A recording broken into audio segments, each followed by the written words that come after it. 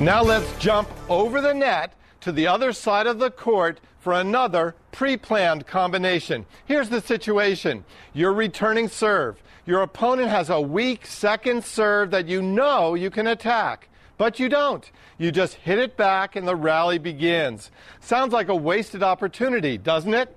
You bet it is. Winning tennis means exploiting weaknesses and looking for opportunities to strike first. Before looking at how Kalindi handles this situation, take a quick look at Bijou. Of course, as usual, he gets a little carried away.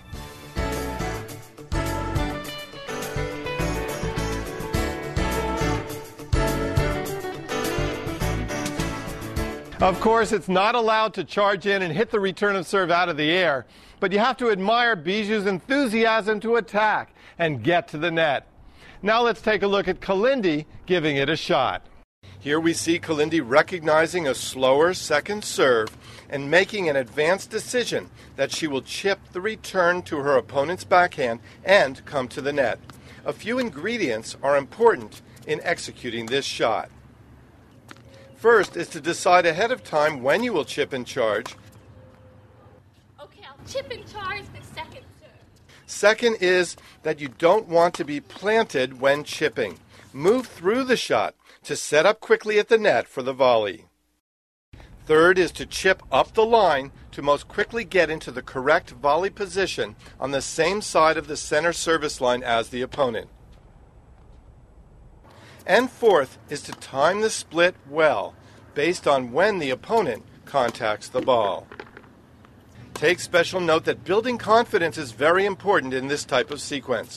Players need to see the goal of hitting that crisp winning volley.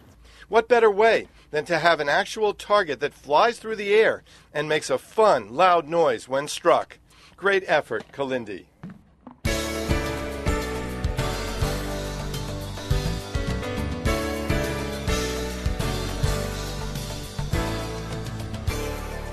Attacking a slower serve and getting to the net has historically meant chipping and charging. The benefits are that the chip shot usually has more dwell time in the air to give the attacker more time to get into position at the net to volley.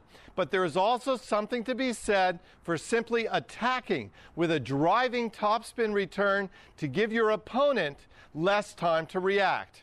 You may have to hustle more quickly to get into the net, but you should also get easier volleys to put away. Again, it is critical to decide ahead what you are going to do. Then, simply treat this shot like a short, high setup.